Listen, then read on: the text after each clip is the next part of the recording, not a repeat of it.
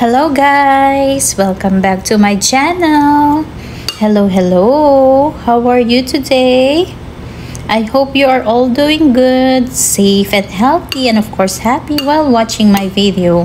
So, welcome back here in KN USA Vlog. So, for today's video guys, ito po, meron po tayong pagkain dito. Alam niyo po ba ang pangalan ng pagkain na to? Familiar po ba kayo?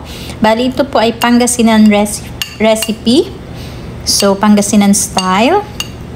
Sa mga taga Pangasinan or sa mga kalapit baryo or town ng Pangasinan, maaring kilala niyo po ito. Ang tawag po dito ay masikoy. Yan. Ayan guys, masikoy po ang tawag dito. Using glutinous rice flour and some ingredients. So, ginawa ko po ito guys, homemade. So, for today's video, ipapakita ko po sa inyo kung paano gawin ito. Baka magustuhan nyo rin po. So, tutok lang guys. Enjoy watching po at magtagalog po tayo ngayon dahil ito po ay Pinoy kakanin or Pinoy na pagkain, Pinoy recipe. So, tutok lang guys. Enjoy watching. And for those who haven't subscribed yet, please do consider to subscribe, like and share and comment. Enjoy watching guys. Ang uunahin po nating ihanda guys ay ito pong ating sesame seeds na ito-toast po natin hanggang maging brown po siya para lumabas yung aroma, yung amoy. So, ito-toast po natin ito. So, dapat mainit na yung kawali natin bago natin ilagay at sa ano lang po to, medium low high yung ating apoy para hindi po masunog. And then, halu-haluin po natin yung ating sesame seeds para pantay po yung pagkakaluto niya. At hintayin po natin na maging brown. So, ganito po guys. Pag brown na po siya ganito, ayan, pwede na po natin yan na hanguin. Okay guys. So, ito na po yung ating sesame seeds. Toasted sesame seeds. Malamig na po siya. So, didikdikin natin siya gamit ang ating rolling pin. So, if meron po kayong blender, pwede nyo rin gamitin yung blender or NutriBullet or food processor. Pero ako po, ito na lang pong gagamitin ko. Rolling pin na lang. So, try ko po kung kaya. So, I think hindi niya kaya.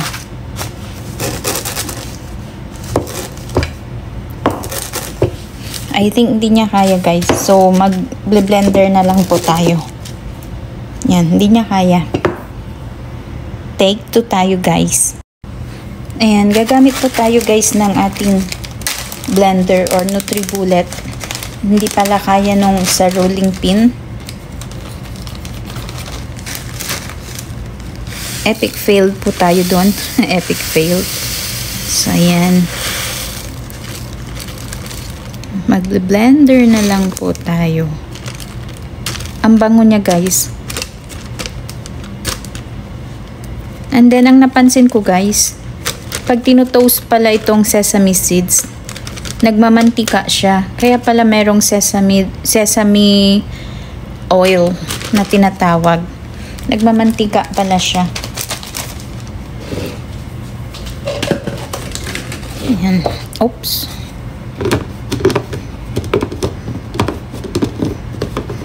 Gamit tayo ng ating NutriBullet.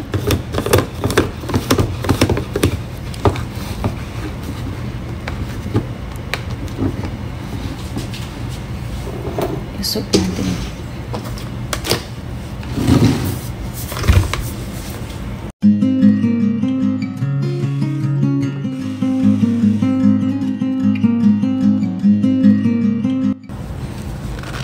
Ayan guys,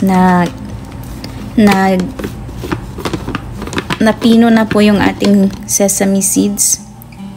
Ayan. Bango. So, set aside po muna natin ito.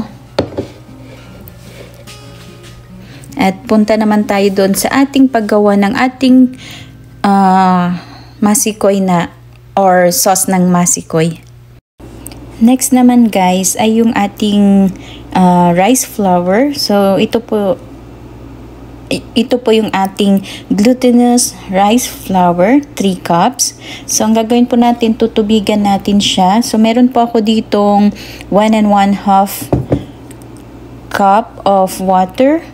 So, tutubigan po natin to hanggang maging para siyang dough or clay. Pero tatansyahin po natin yung tubig unti-unti po para hindi po siya maging basang-basa. Yan, tubigan po natin. Konti muna. Yan. And then haluin po natin siya.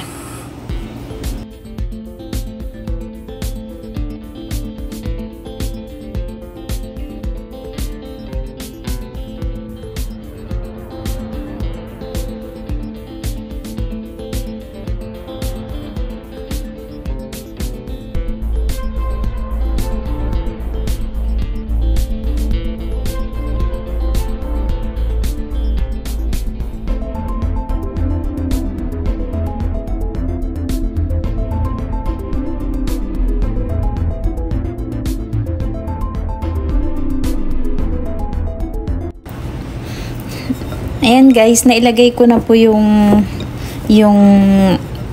natitirang tubig natin. So, hindi ko na po napakita dahil akala ko po nagre-record. Hindi pala. So, daldal po ako ng daldal. Hindi po pala nagre-record. So, ayan po, nagamit ko po yung 1 and a half cup of water. So, sakto lang siya guys. Hindi siya hindi tuyo yung ating dough. Hindi rin siya basang-basa. So, ang gagawin na lang po natin nito ay bibilugin po natin to or i-form natin gaya ng parang sa palitaw. Ayan. Ayan, okay na siya. Okay guys, so gagawin po natin ngayon, magbibilog na tayo ng ating ating dough or glutinous rice flour. So bibilugin po natin siya sa ating palad. So ito po yung binibilog na masarap. Yung bibilugin ka na masarap. Ayan. So depende po sa size na gusto nyo. So ito yung bibilugin at pinapaikot na hindi nakakasakit. Yan. So, ganyan lang po. Bilogin nyo sa inyong mga palad. So, depende po ulit sa size na gusto nyo. Yan. So, ako po okay na yung ganyang size. So, balik po ako guys. Tapusin ko lang po ito.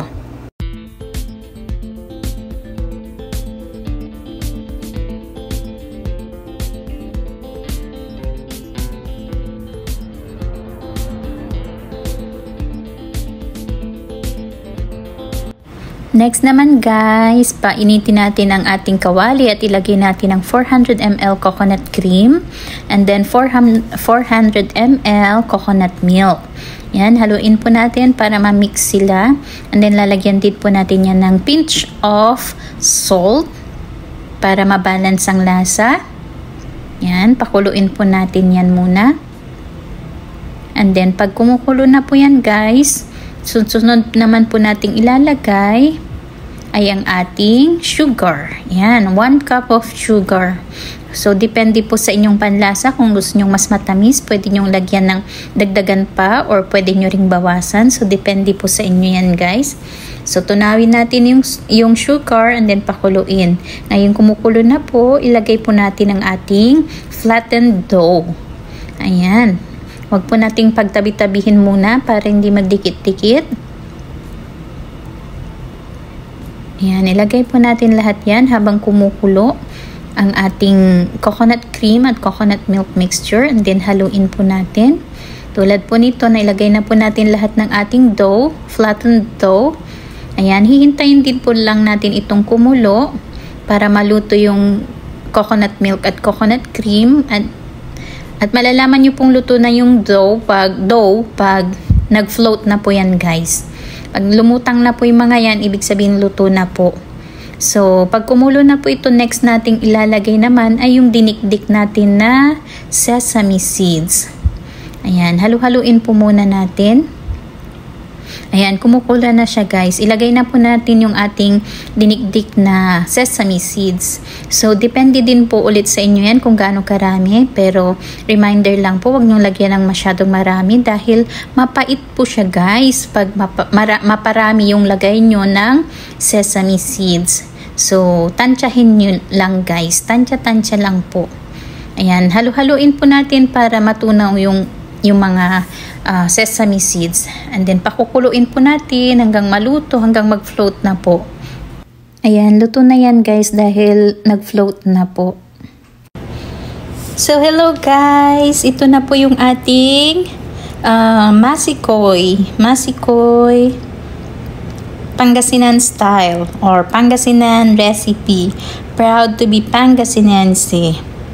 Ayan, luto na po. Malamig na siya at nailipat ko na rin po dito sa ating container. So, mag-try po tayo. Ayan, sana guys nagustuhan nyo po itong video ko na to. And for those who haven't subscribed yet, please do consider to subscribe, like, and also share and comment. So, ayan. Wow, ang sarap. Very easy lang pala itong gawin guys. Kaya pag nag-crave ako, gagawa na lang ako ulit. Ayan, very thick din yung kanyang sauce. And guys, remind ko lang po, huwag nyo lalagyan ng huwag nyo dadamihan ng sesame seeds kasi maano po siya, mapait pag madaming sesame seeds. Pero ito hindi naman po. Ayan. Dagdagan natin. Mas masarap pa to kaysa dun sa nabili ko sa Asian store. Tikman natin. Ayan. Tingnan nyo siya guys. Pwede nyong liitan itong dough. Glutinous dough. Try ko nga.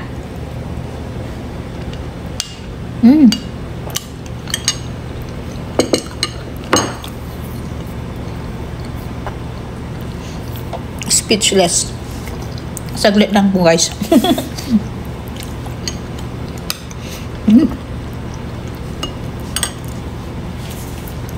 Guys, ang sarap po kasing lasa niya yung original na masikoy na nabibili ko sa Pangasinan noon. Ayan. I'm so proud of myself. Char. Ayan, ang sarap guys. Try nyo din po ito.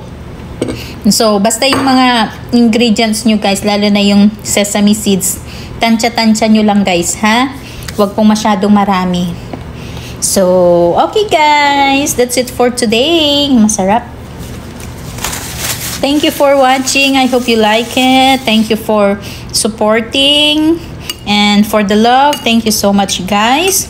So, always remember, be loving and kind to everyone and be happy and stay safe and healthy. So, thank you so much guys and see you in our next video. So, don't forget to click the subscribe button, like button, and then share and then the notification bell. So, thank you again and see you in our next video. Try this guys. Okay, bye-bye.